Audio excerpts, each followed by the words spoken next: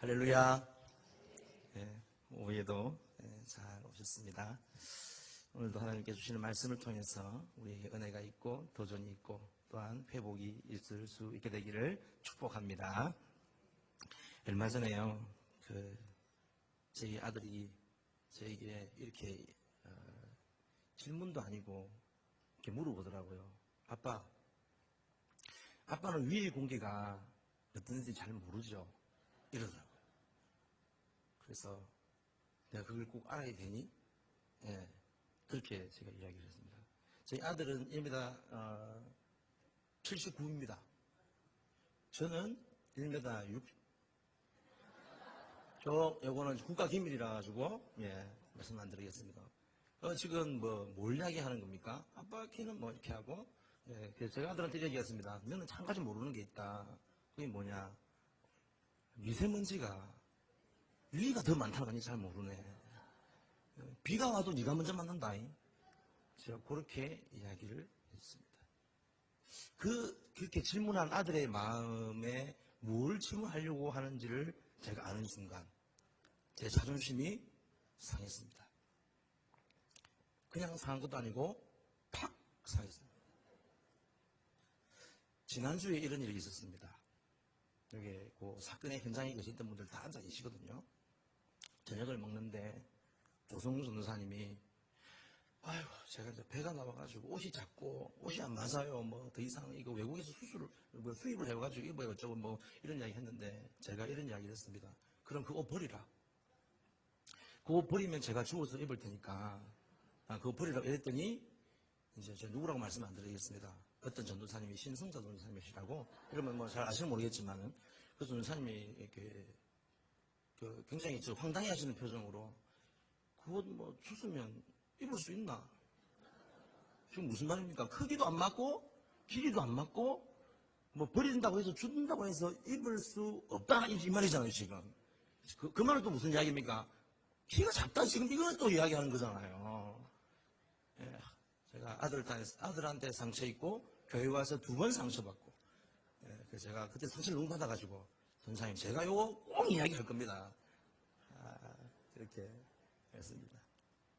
자존심을 좀 말씀드리려고 합니다. 자존심이 뭡니까? 글자 그대로 남에게 굽히지 않는 자신의 품위, 그것을 스스로 지키는 마음이긴 한데요. 그것을 다른 사람에 의해서 침해를 받았을 때, 공격을 받았을 때, 무시를 당했을 때, 방금 키처럼, 그렇죠. 무시 당했을 때 자존심이 확 이렇게 상하게 되는 일들이 여러분 우리에게도 일어나게 되었습니다. 그런데 여러분 이 자존심을 자신의 주장을 세우는 그 일에 우리가 잘못 사용하게 되어지면 어떻게 될까요? 관계가 깨어져 버리고 서로 불편해집니다. 저는 뭐 그런 이야기 들어도 저는 괜찮습니다. 왜냐하면 저를 지으신 분이 하나님이시고 1m 60 얼마밖에 안 되게 하신 분도 하나님이시기 때문에 아마 저희 아들이나 어떤 전도사님은 하나님한테 혼날 수도 있습니다. 내가 그렇게 지었는데 뭐 어떻게 하라고 이렇게 괜찮아요. 괜찮은데 이 자존심이라는 것이 그냥 기분이 좋고 상황이 좋을 때는 다 괜찮은데 우리가 힘들거나 피곤하거나 어떤 일이 딱 생겨서 그것이 뭔가 이렇게 일본말로 아다리가 잘 안 맞으면 그죠. 마음이 확 상하고 기분이 확 상해가지고 아무것도 하기 싫죠. 그 사람 얼굴도 보기 싫고 그런 일이 일어나게 되어진다는 것입니다. 그래서 성도의 능력은 어디에 있느냐? 관계에 있다라고 그렇게 이야기를 합니다. 하나님과의 관계가 좋아지는 것이 여러분 신앙이지 않습니까? 그러나 하나님 관계가 좋아지는 것이 신앙이라 말씀을 드릴 수 있는데 그러나 그것뿐만 아니라 어떤 사람과도 좋은 관계를 맺는 것이 신앙이고 그것이 바로 능력이 되어지는 것이죠. 믿음이 좋다고 하면서도 다른 사람들과의 관계가 좋지 않다면 그 사람은 물론 주위 사람들이 행복하지 못하게 되어집니다. 그래서 믿음이라는 것은 실제의 관계 속에서 이렇게 뿌리 내려야 하고 또 관계를 통해서 우리가 증명되어지는 것이죠. 그래서 예수님은 율법 중에서 가장 큰 계명이 무엇이냐라고 묻는 그 율법사의 질문에 마가복음 12장 30절 이하에서 이렇게 말씀하셨습니다. 내 마음을 다하고 목숨을 다하고 뜻을 다하여 주 너희 하나님을 사랑하라 하신 것이요 둘째는 이것이니 내 이웃을 내 몸과 같이 사랑하라 하신 것이라. 이에 더 큰 계명이 없느니라 라고 이렇게 말씀하셨던 것이죠. 오늘 본문의 주인공 사도 바울은 이방인의 사도라고 그렇게 부름받는 사람입니다. 하나님은 그를 특별히 이렇게 부르셔서 이방인을 위해서 복음을 전하게 하신 것이죠. 그러나 그렇다고 해서 바울이 유대인들을 인정하지 않거나 혹은 무시했거나 그렇게 하지 않았다라는 것입니다. 한마디로 자신이 사도라고 해서 내가 사도요, 내가 예수님의 제자요 라고 그렇게 하면서 목에 힘주고 자존심을 내세우지 않았다라는 것이죠. 오늘 본문에 보니까 사도 바울은 3차 전도 여행을 마치고 예루살렘 교회로 이제 돌아오게 됩니다. 거기서 성도들과 함께 교제를 나누고 이방인 가운데 행하신 하나님의 역사를 간증하면서 하나님께 영광을 돌렸습니다. 그런데 예루살렘 교회에는요, 이제 각 예수님을 그렇게 믿는 많은 유대인들이 그 속에 있었습니다. 그들은 예수님을 믿으면서도 여전히 율법에 열심히 있는 자들이었죠. 또 바울의 선교 활동이 모세의 율법을 배반한 것이다 라고 그렇게 이야기도 하고요. 그리고 또 복음의 진리를 받고도 여전히 그 유대인들의 관습을 말씀 위에 두는, 오히려 그것이 자기들을 더 이렇게 우위에 놓게 하는 그런 안타까운 모습이 그들 가운데 있었다는 것이죠. 그래서 이런 사람들은요, 로마서 2장의 이하에 나오는 이 말씀을 이들은 잘 이해하지 못했기 때문에 아마 이런 일들이 일어난 것 같습니다. 로마서 2장에 보면 율법에 대한 문제가 이렇게 기록이 되어져 있습니다. 유대인들은 율법을 그렇게 자랑하고 의지하면서도 율법의 어떤 근본 정신을 그렇게 잊어버리고 단지 그냥 관습화하는 그런 가운데 있었다는 것이죠. 그래서 그들은 실제로 율법을 범하면서도 율법 없는 이방인들을 엄청나게 무시했습니다.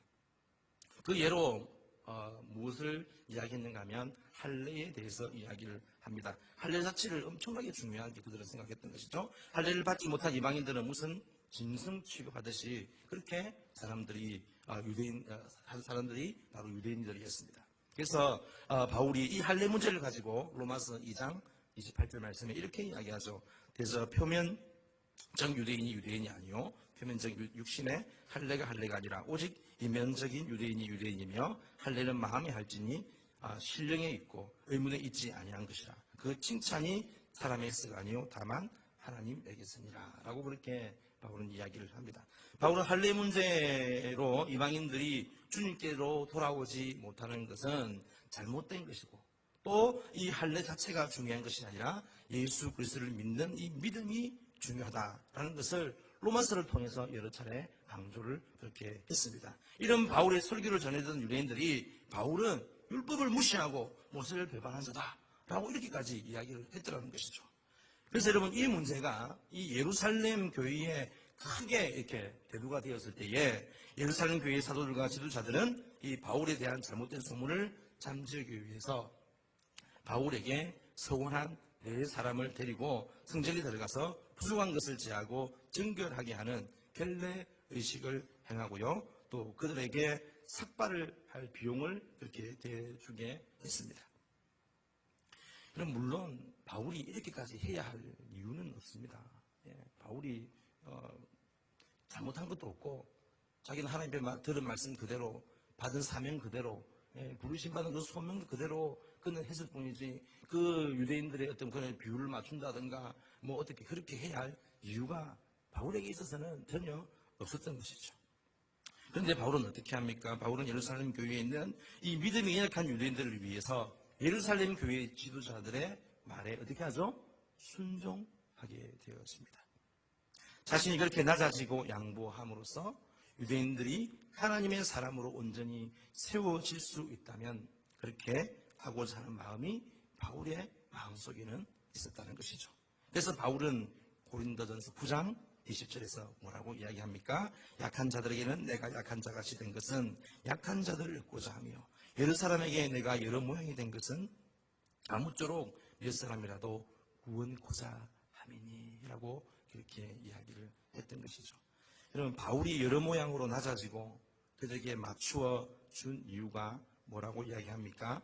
어떻게든지 그들을 예수 믿는 자로 그렇게 세우기 위해서 그가 굳이 꼭 그렇게 해야 할 필요가 없었지만 오히려 그들에게 자신을 낮추고 머리를 숙이고 그리고 이렇게 시키는 대로 하라고 하는 것은 바울에게 있어서는 어떻게 보면 굉장히 자존심이 상할 수 있는 그런 얘기입니다. 자기가 뭐 잘못한 게 없잖아요. 자기가 부르심 받은 대로 들은 말씀대로 그렇게 말씀을 전하고 그렇게 했을 뿐인데 그에게 그렇게까지 하라고 하니까 마음이 상할 수도 있고 자존심이 꺾일 수도 있었다는 것입니다. 그런데 바울은요 그 복음의 역사를 위해서 자신의 자존심, 체면을 내려놓은 것입니다. 바울에게는 복음을 위해서라면 자신이 희생하고 어떤 상황에 대해서도 수용하겠다는 그런 믿음, 또 그런 마음이 바울에게는 있었다는 것입니다. 바울에게는 누구든지 그 사람과 잘 지내서 예수님을 증거하겠다는 그런 탁월한 관계성이 그에게는 있었답니다. 그 대상이 유대인이든 이방인이든 그리고 강한 자이든 약한 자이든 어떤 사람이든지 상관없이 그렇게 하기를 원했다는 것이죠. 그들과의 좋은 관계를 맺기 위해서 바울은 자신의 자존심을 내려놓고 희생하고 또 수용하는 자세를 취했음을 오늘 우리가 읽은 이 짧은 본문 말씀들을 통해서 우리는 그것을 확인할 수 있고 바울의 마음을 우리는 읽을 수가 있습니다.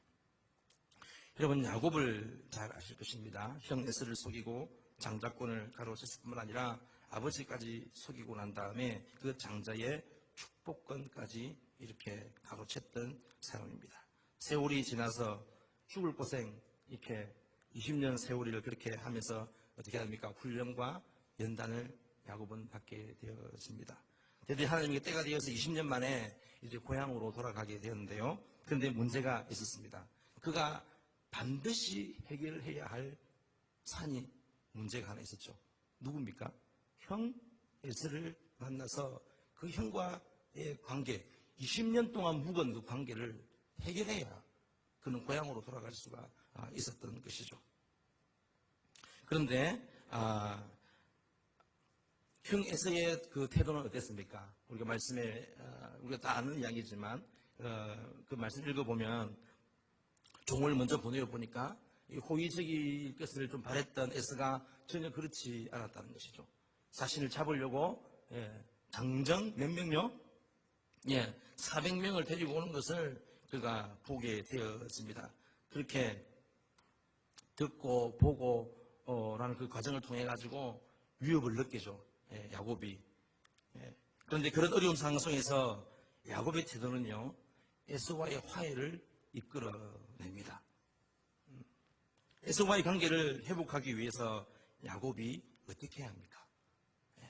야곱은요 20년 동안 묵어있던 이 형과의 관계를 회복하기 위해 가지고 야곱은 철저하게 자신의 자존심을 내려놓습니다.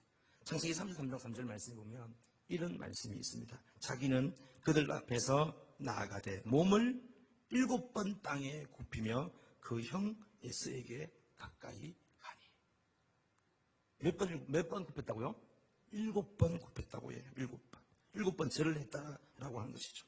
여러분 이스라엘 문화에서 7번 절한다는 것은 왕을 맞이하거나 혹은 죽을 죄인이 생명을 구원을 해줄 것을 요청할 때 하는 행위라고 이야기합니다. 에서는요 야곱과 쌍둥이이지 않습니까? 같은 나이였습니다. 그런데 그 쌍둥이에게 7번 절을 한다는 것은 결코 형제 사이에서 차일 만한 그런 예의가 아니었습니다. 어떤 사람들은 이런 야곱을 보고 비겁하고 약삭 빠르고 그렇게 하는 사람이다라고 그렇게 이야기를 합니다. 그런데 저는 이런 야곱의 모습을 보면서 야곱이 삼촌 그 집에 있으면서 그 오는 길에 어떻습니까? 누구를 만나죠? 하나님과 씨름하는 과정을 겪게 되지 않습니까? 하나님과 씨름하는 과정 속에서 그가 성장하고 믿음으로 성숙해진 저는 야곱의 모습을 저는 확인할 수 있었습니다. 이렇게 말씀드릴 수 있는 이유는요. 왜 이렇게 말씀드릴 수 있느냐? 야곱이 낮출 필요가 없는 사람에게까지 철저히 자기 자신을 낮추는 것이 바로 하나님을 그 씨름과의 그 관계 속에서 하나님을 제대로 만났다는 거예요. 하나님을 대충 만나고 그 하나님이 주신 음성을 듣지 못하고 그리고 축복을 받지 못했다고 한다면 그가 그런 일을 할 수 있었겠냐 하는 것입니다. 낮아짐을 통해서 상대방의 마음을 녹이고 좋은 관계를 맺을 수 있다면 그것은 하나님께서 원하시고 하나님께서 기뻐하시는 일일 것입니다.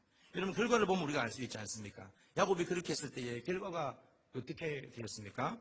야곱은 에서에게 7번이나 전함으로 말미암아 자신의 낮아짐으로 결국 에서와의 화해를 이끌어내었습니다. 관계가 회복되어졌다는 것이죠. 물론 그 속에 하나님이 철저히 역사하시기는 하셨지만 형 에서를 향한 야곱의 태도, 그 태도가 그만큼 또 중요했다는 것이죠.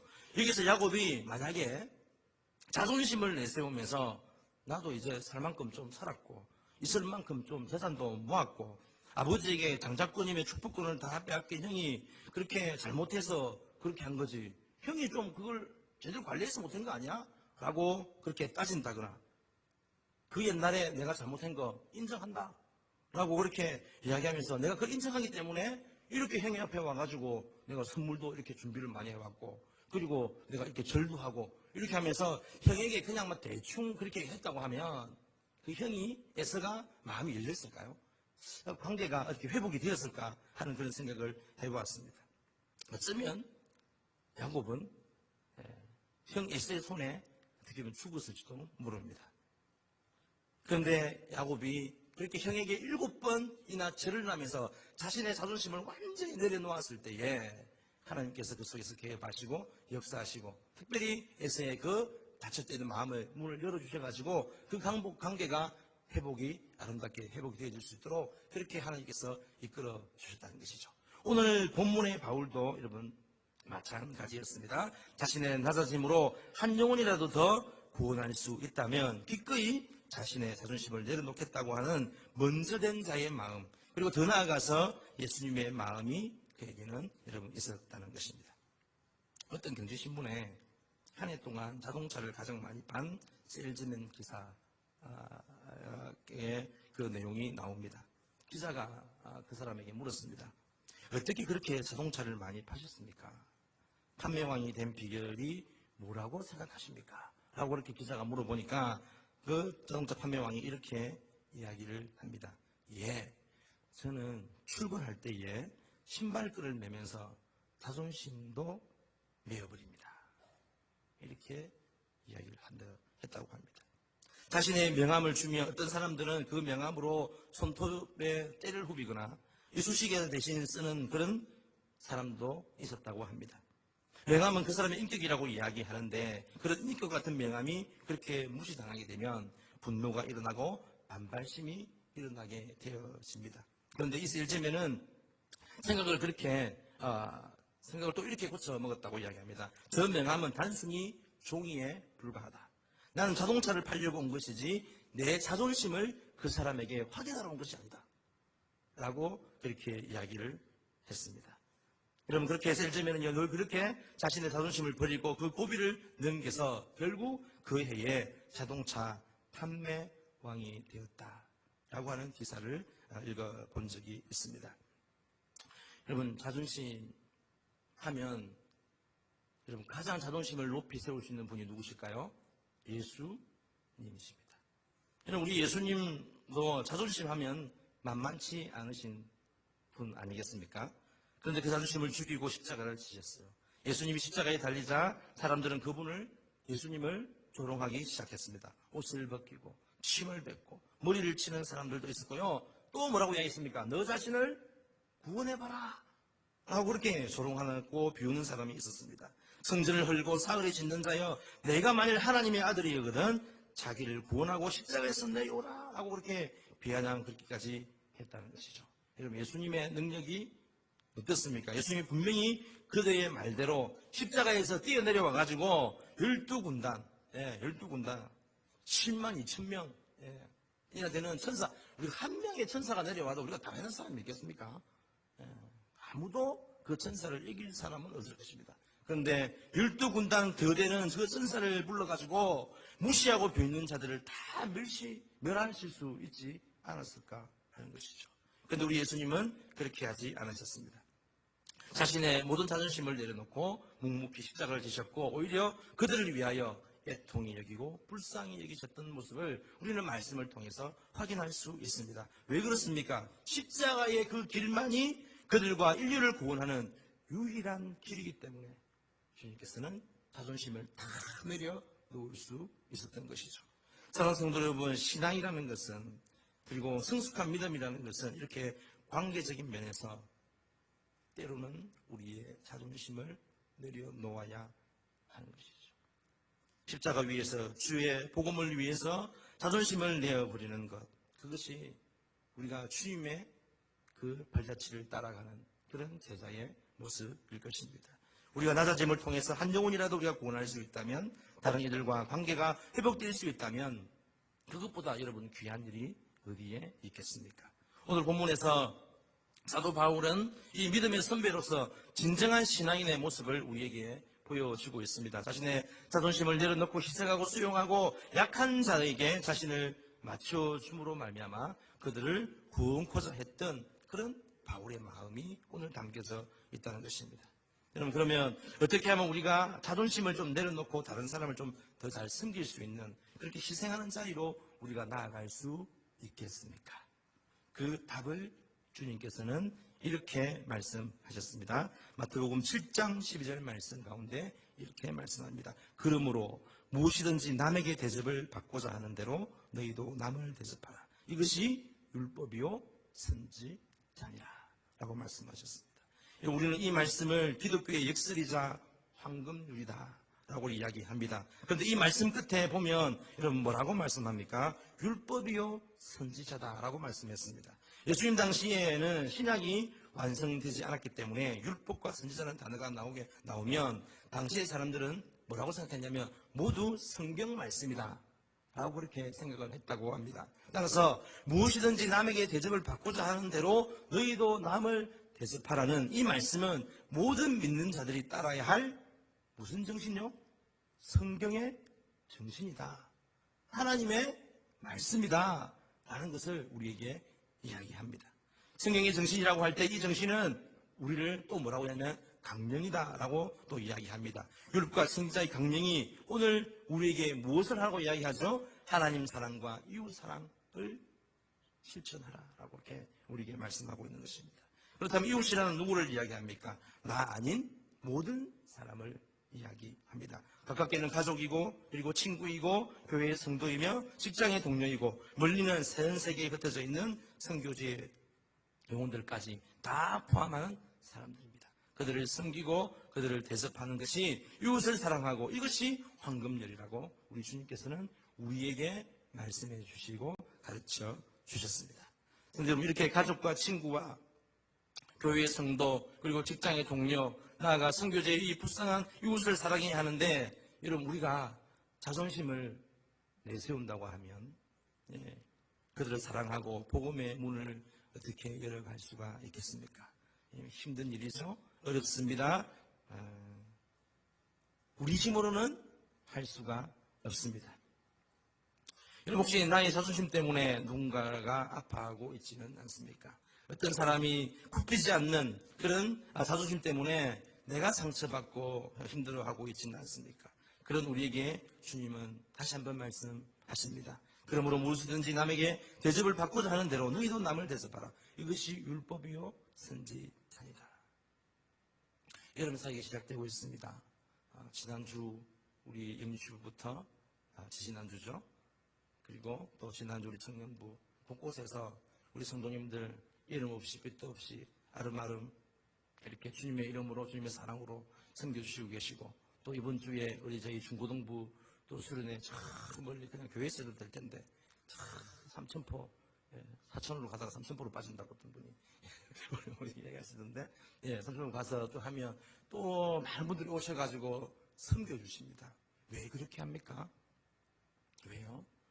우리 아이들 어떻게 쓰든지 하나님의 말씀으로 잘 세워져서 정말 다음 세대를 아름답게 이끌어가는 그런 믿음의 자녀들로 세우고 키우기 위해서 그렇게 하는 것 아니겠습니까? 그런데요, 우리가 함께 모여서 일을 하다 보면 행동하는 것 중에 또 말하는 것 중에 여러 가지 관계들 가운데 우리의 자존심이 무너질 때가 있습니다. 그 말 한마디 때문에, 그 사람 하는 행동 하나 때문에 내 자존심이 꺾일 때가 있습니다. 꺾일 때가 있습니다. 예. 그리고 내가 꺾어줄 때도 있습니다. 그죠? 예. 내만 꺾이는 게 아니라 내가 한 말 한마디 때문에 그 상대방이 그 누군가가 꺾일 수가 있게 되더라는 것이죠. 여러분, 그런 일을 우리가 만날 때에 우리가 어떻게 해야 될까요? 오늘 바울처럼, 오늘 야곱처럼, 특별히 예수님처럼 우리의 자존심을 뭐 하는 사람요? 설교 제목처럼 내려놓는 사람. 그런 사람이 되어서 여러분을 통해서, 우리를 통해서 우리가 섬기는 그 부서가 더욱더 아름답게 성장하고 부흥하고, 부서의 성장은 곧 어디의 성장이죠? 우리 장춘교회의 성장 아니겠습니까? 믿으시죠? 예. 그 일들 가운데 우리 한 사람 한 사람이 아름답게 쓰임받아서 하나님께 영광을 올려드리고 우리 안에 기쁨이 충만할 수 있는 그런 저와 여러분 다 되실 수 있기를 주님의 이름으로 간절히 바라고 축복합니다. 기도하겠습니다. 사랑과 은혜가 풍성하신 하나님, 한 번뿐인 인생 자존심만 내세우고 그것 지키려고 살아가는 안타까운 인생이 아니라 무엇이든지 남에게 대접하고자 하는 대로 너희들 남을 대접하라고 말씀하신 하나님의 명령하심을 따라 살아갈 수 있는 그런 영광스러운 인생이 될 수 있도록 하나님 우리의 마음을 붙들어 주시기를 소망합니다. 우리가 자존심을 내세울 수가 없어서 그런 것이 아니라 주님께서 우리에게 명령하신 복음을 위하여, 아름다운 관계를 위하여 바울처럼, 야곱처럼, 예수님처럼 나의 자존심을 내려놓고 나의 가족과 붙여주신 성도들과 이웃들에게 내가 먼저 다가가겠습니다. 내가 먼저 섬기겠습니다. 내가 먼저 축복의 통로가 되겠다는 마음으로 희생하고 배려하고 이해함으로 살아갈 수 있도록 하나님 우리에게 은혜와 능력을 더하여 주옵소서. 계속되는 여름살이로 섬기는 그 자리에서도 내 뜻대로, 내 생각대로 잘 안 되고 잘 안 맞는 그런 상황 속에서도 우리의 자존심을 내려놓게 하여 주시고, 주님이 십자가에서 우리를 위해 죽음의 자리까지 내려가시고 낮아지셨던 것처럼 우리 개인이, 우리 교회가 이런 성숙한 모습으로 섬기는 사역들을 통하여서 아름다운 열매를 맺어갈 수 있도록 주님 은혜를 베풀어 주시옵소서. 그렇게 한 영혼이라도 주님께로 인도하여 낼 수만 있다면 그 인생이, 그 부서가, 그 교회가 정말 축복받은 인생인 줄 우리가 기억하고, 하나님 우리의 그런 모든 우리의 수고와 승진과 또 우리의 내려놓음을 통하여서 하나님께 영광을 올려드리고 하나님께서 기뻐하시는 삶을 살아갈 수 있는 그런 우리의 가정과 우리 교회와 우리 부서가 될 수 있는 그런 일이 될 수 있도록 주님께서 축복하여 주시옵소서. 그렇게 될 줄 믿고 감사드리옵고 사랑하는 예수님의 이름으로 기도하옵나이다. 아멘.